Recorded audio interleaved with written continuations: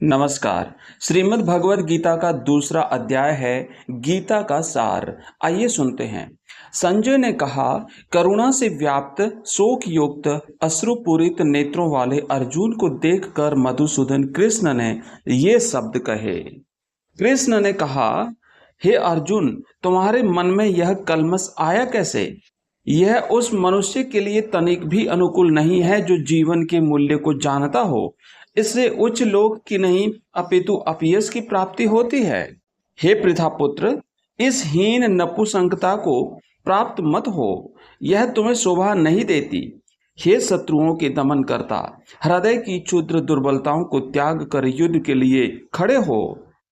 अर्जुन ने कहा, हे शत्रुहंता, हे मधुसूदन, मैं युद्ध भूमि में किस तरह भीष्म तथा द्रोण जैसे पूजनीय व्यक्तियों पर उलट कर बाण चलाऊं?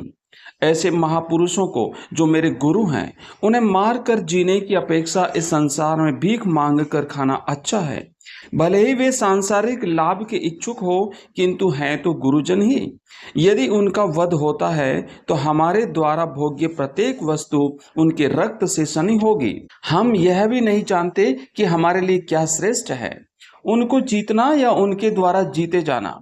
यदि हम धृतराष्ट्र के पुत्रों का वध कर देते हैं तो हमें जीवित रहने की आवश्यकता नहीं है, फिर भी वे युद्ध भूमि में हमारे समक्ष खड़े हैं। अब मैं अपनी कृपण दुर्बलता के कारण अपना कर्तव्य भूल गया हूँ और सारा धैर्य खो चुका हूँ। ऐसी अवस्था में मैं आपसे पूछ रहा हूँ कि जो मेरे लिए श्रेयस्कर हो उसे निश्चित रूप से बताएं। अब मैं आपका शिष्य हूँ और आपका शरणागत हूँ, कृपया मुझे उपदेश दें। मुझे ऐसा कोई साधन नहीं दिखता जो मेरी इंद्रियों को सुखाने वाले इस शोक को दूर कर सके। स्वर्ग पर देवताओं के आधिपत्य की तरह इस धन धान्य संपन्न सारी पृथ्वी पर निष्कंटक राज्य प्राप्त करने में भी इस शोक को दूर नहीं कर सकूंगा। संजय ने कहा, इस प्रकार कहने के बाद शत्रुओं का दमन करने वाला अर्जुन कृष्ण से बोला, हे गोविंद, मैं युद्ध नहीं करूंगा, और चुप हो गया। हे भरतवंशी धृतराष्ट्र, उस समय दोनों सेनाओं के मध्य शोकमग्न अर्जुन से कृष्ण ने मानो हंसते हुए ये शब्द कहे।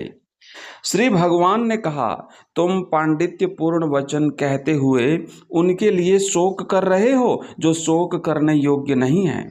जो विद्वान होते हैं वे न तो जीवन के लिए न ही मृत्यु के लिए शोक करते हैं। ऐसा कभी नहीं हुआ है कि मैं न रहा हूं या तुम न रहे हो, अथवा ये समस्त राजा न रहे हो, और न ऐसा है कि भविष्य में हम लोग नहीं रहेंगे। जिस प्रकार शरीरधारी आत्मा इस वर्तमान शरीर में बाल्यावस्था से तरुणावस्था में और फिर वृद्धावस्था से निरंतर अग्रसर होता रहता है, उसी प्रकार मृत्यु होने पर आत्मा दूसरे शरीर में चला जाता है। धीर व्यक्ति ऐसे परिवर्तन से मोह को प्राप्त नहीं होता। हे कुंती पुत्र, सुख तथा दुख का क्षणिक उदय तथा काल क्रम में उनका अंतर्धान होना सर्दी तथा गर्मी की ऋतुओं के आने जाने के समान है। हे भरतवंशी, वे इंद्रिय बोध से उत्पन्न होते हैं और मनुष्य को चाहिए कि अविचल भाव से उनको सहन करना सीखे। हे पुरुष श्रेष्ठ अर्जुन, जो पुरुष सुख और दुख में विचलित नहीं होता और इन दोनों में समभाव रखता है, वह निश्चित रूप से मुक्ति के योग्य है। तत्वदर्शियों ने यह निष्कर्ष निकाला है कि असत यानी भौतिक शरीर का तो कोई चिर स्थायित्व तो नहीं है, किंतु सत आत्मा का अपरिवर्तित रहती है। उन्होंने इन दोनों की प्रकृति के अध्ययन द्वारा यह निष्कर्ष निकाला है।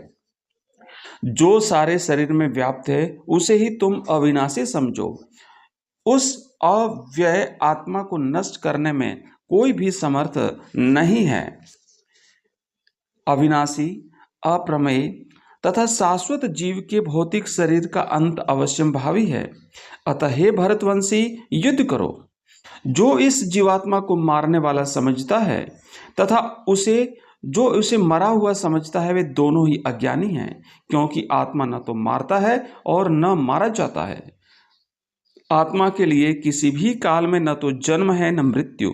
वह न तो कभी जन्मा है, न जन्म लेता है और न जन्म लेगा। वह अजन्मा, नित्य, शाश्वत तथा पुरातन है। शरीर के मारे जाने पर वह मारा नहीं जाता। हे पार्थ, जो व्यक्ति यह जानता है कि आत्मा अविनाशी, अजन्मा, शाश्वत तथा अव्यय है, वह भला किसी और को कैसे मार सकता है या मरवा सकता है। जिस प्रकार मनुष्य पुराने वस्त्रों को त्याग कर नए वस्त्र धारण करता है, उसी प्रकार आत्मा पुराने तथा व्यर्थ के शरीरों को त्याग कर नवीन भौतिक शरीर धारण करता है। यह आत्मा न तो कभी किसी शस्त्र द्वारा खंड खंड किया जा सकता है, न अग्नि द्वारा जलाया जा सकता है, न जल द्वारा भिगोया या वायु द्वारा सुखाया जा सकता है। यह आत्मा अखंडित तथा अघुलनशील है। इसे न तो जलाया जा सकता है, न ही सुखाया जा सकता है। यह शाश्वत, सर्वव्यापी, अविकारी, स्थिर तथा सदैव एक सा रहने वाला है। यह आत्मा अव्यक्त, अकल्पनीय तथा परिवर्तनीय कहा जाता है। यह जानकर तुम्हें शरीर के लिए शोक नहीं करना चाहिए, किंतु यदि तुम यह सोचते हो कि आत्मा अथवा जीवन का लक्षण सदा जन्म लेना है तथा सदा मरना है, तो भी हे महाबाहु, तुम्हारे शोक करने का कोई कारण नहीं है। जिसने जन्म लिया है उसकी मृत्यु निश्चित है, और मृत्यु के पश्चात पुनर्जन्म भी निश्चित है। अतः अपने अपरिहार्य कर्तव्य पालन में तुम्हें शोक नहीं करना चाहिए। सारे जीव प्रारंभ में अव्यक्त होते हैं, मध्य अवस्था में व्यक्त होते हैं और विनष्ट होने पर पुनः अव्यक्त हो जाते हैं। अतः शोक करने की क्या आवश्यकता है। कोई आत्मा को आश्चर्य से देखता है, कोई उसे आश्चर्य की तरह बताता है तथा कोई इसे आश्चर्य की तरह सुनता है, किंतु कोई इसके विषय में सुनकर कुछ भी नहीं समझ पाते। हे भरतवंशी, शरीर में रहने वाले यानी कि देही का कभी भी वध नहीं किया जा सकता। अतः तुम्हें किसी भी जीव के लिए शोक करने की आवश्यकता नहीं है। क्षत्रिय होने के नाते अपने विशिष्ट धर्म का विचार करते हुए तुम्हें जानना चाहिए कि धर्म के लिए युद्ध करने से बढ़कर तुम्हारे लिए अन्य कोई कार्य नहीं है। अतः तुम्हें संकोच करने की कोई आवश्यकता नहीं है। हे पार्थ, वे क्षत्रिय सुखी हैं जिन्हें ऐसे युद्ध के अवसर अपने आप प्राप्त होते हैं, जिसने उनके लिए स्वर्ग लोक के द्वार खुल जाते हैं। किंतु यदि तुम युद्ध करने के स्वधर्म को संपन्न नहीं करते हो, तो तुम्हें निश्चित रूप से अपने कर्तव्य की उपेक्षा करने का पाप लगेगा और तुम योद्धा के रूप में भी अपना यश खो दोगे। लोग सदैव तुम्हारे अपयश का वर्णन करेंगे और सम्मानित व्यक्ति के लिए अपयश तो मृत्यु से भी बढ़कर है। जिन जिन महान योद्धाओं ने तुम्हारे नाम तथा यश को सम्मान दिया है, वे सोचेंगे कि तुमने डर के मारे युद्ध भूमि छोड़ दी है और इस तरह वे तुम्हें तुच्छ मानेंगे।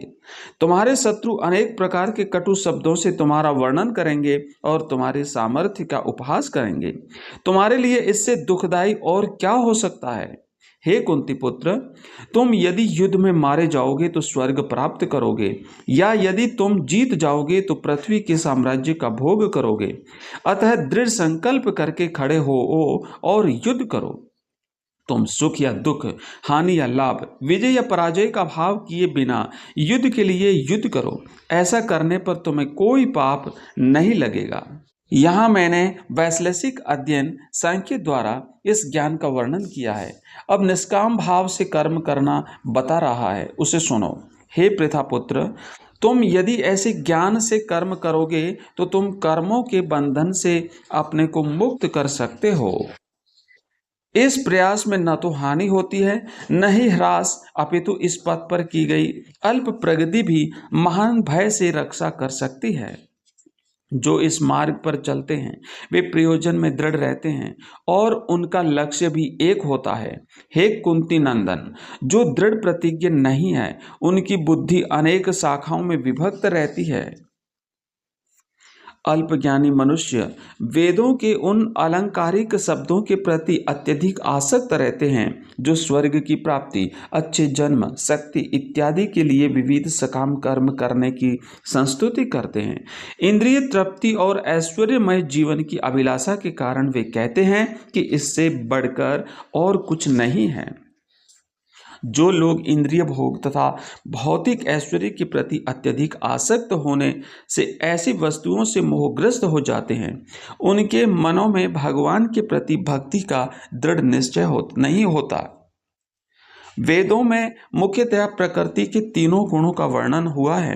हे अर्जुन, इन तीनों गुणों से ऊपर उठो, समस्त द्वैतों तथा लाभ तथा सुरक्षा की सारी चिंताओं से मुक्त होकर आत्मपरायण करो।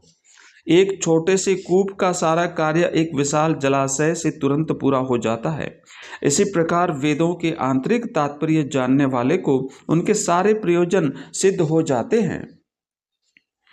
तुम्हें अपना कर्म करने का अधिकार है, किंतु कर्म के फलों के तुम अधिकारी नहीं हो। तुम न तो कभी अपने आप को अपने कर्मों के फलों का कारण मानो, न ही कर्म न करने में कभी आसक्त हो। श्रीमद् भगवद गीता के दूसरे अध्याय का सबसे लोकप्रिय श्लोक है, कर्मण्येवाधिकारस्ते मां फलेषु कदाचन मां कर्म फल हेतुर्भूर्मा ते संगो अस्त्व कर्मणि। इसका तात्पर्य है मित्रों कि तुम्हें अपना कर्तव्य करने का अधिकार है, किंतु कर्म के फलों के तुम अधिकारी नहीं हो। तुम न तो कभी अपने आप को अपने कर्मों के फलों का कारण मानो और न ही कर्म न करने में कभी आसक्त हो। अगला श्लोक है कि हे अर्जुन, जय अथवा पराजय की समस्त आसक्ति त्याग कर समभाव से अपना कर्म करो। ऐसी समता योग कहलाती है। हे धनंजय, भक्ति के द्वारा समस्त गर्हित कर्मों से दूर रहो और उसी भाव से भगवान की शरण ग्रहण करो। जो व्यक्ति अपने सकाम कर्म फलों को भोगना चाहते हैं, वे कृपण हैं। भक्ति में संलग्न मनुष्य इस जीवन में ही अच्छे तथा बुरे कर्मों से अपने को मुक्त कर लेता है। अतः योग के लिए प्रयत्न करो, क्योंकि सारा कार्य कौशल यही है।